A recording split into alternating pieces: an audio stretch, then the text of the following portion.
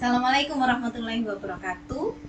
Selamat malam, Bapak Ibu, kakak-kakak, Mbak, Mas, Eyang, Uti, semuanya. Semoga semuanya juga sehat. Dan alhamdulillah untuk malam ini kita adakan lagi Q&A, jadi tanya jawab. Kita kejar seperti apa sih visi dan juga misi dari calon kepala desa nomor 1 ini. Siapa lagi kalau bukan Bapak Dr. Angki Sudrianto. Bagaimana kabarnya Pak? Alhamdulillah, baik. Oke, saya dapat banyak pertanyaan ini Pak dari teman, kenalan, saudara juga ada, tetangga, banyak pokoknya. Jadi karena mereka penasaran, ingin tahu lebih jelasnya, langsung saja saya tanyakan satu persatu pertanyaan dari mereka ya Pak ya. Boleh. Silakan. Ini pertanyaan nomor 1. Menurut Bapak, seberapa penting penerapan syarat minimal pendidikan S1 apalagi S2 bagi aparatur desa dalam meningkatkan kualitas pelayanan kepada masyarakat? Sepenting apa? Ya. Terima kasih. Semoga semuanya sehat. Menurut saya, kualitas pelayanan itu bergantung kepada kompetensi, kapabilitas, dan keterampilan seseorang dalam memberikan pelayanan. Dan itu berarti tidak lepas dari jenjang pendidikannya. Aparatur desa itu memang sebetulnya aparatur apa saja itu tugasnya melayani masyarakat. Oleh karena itu, mereka harus berpendidikan tinggi, minimal S1, nanti akan saya bantu, jadi saya tidak hanya menyuruh, mereka akan saya fasilitasi, bahkan kalau perlu S2, bahkan kalau perlu beberapa yang berpotensi akan kita studikan lanjut hingga ke S3, begitu Bu.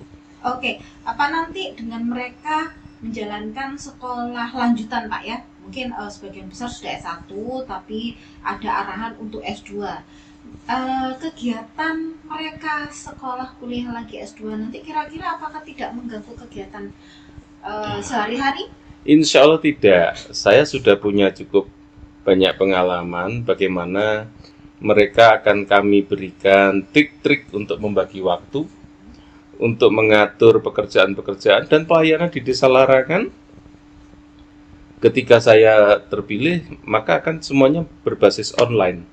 Jadi masyarakat tidak perlu datang, masyarakat cukup mengakses dengan Android-nya masing-masing dari rumah, dan pelayanan mungkin hanya 5 menit, 10 menit sudah selesai. Begitu juga kalau kita berbicara pelayanan, kalau misalnya masyarakat kita membutuhkan surat mendadak dan dia ada di Jakarta misalnya, maka ya kita harus bisa fasilitasi itu dengan IT.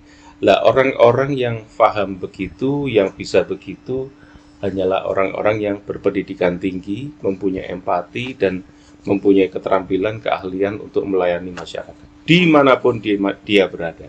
Oke, cukup mempermudah sebetulnya ya.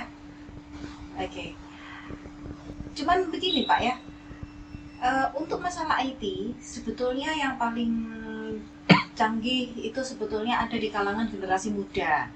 Tapi kita juga harus, yang namanya warga itu ada yang usia lanjut. Nah, kita juga harus memperhatikan bagaimana akung-akung dan utu-utu ini memiliki kesulitan untuk kita pertanyaannya bagus. Lupa, kemudian yang tangannya sudah mungkin tremor seperti itu. Pertanyaannya jadi, bagus. Mungkin akan sangat menyulitkan, memudahkan untuk yang generasi muda, tapi boleh jadi akan menyulitkan bagi beberapa warga kita yang mungkin ada keterbatasan. Enggak begitu. Enggak begitu Bu. Jadi yang jelas saya sendiri sebetulnya walaupun saya doktor, pendidikan saya tinggi, kemudian saya juga sudah kemana-mana, saya juga tidak ahli amat di dalam menggunakan ini. Makanya saya bisa memahami mereka yang mungkin sudah sepuh dan sebagainya. Makanya nanti IT di desa, program pelayanan kita buat semudah mungkin. Kemudian masyarakat yang masih muda-muda kita berikan pelatihan, pendampingan untuk lebih mengembangkan empatinya. Jadi dia tahu siapa yang butuh surat. Oh, ini sama-sama anak muda, yuk cepetan.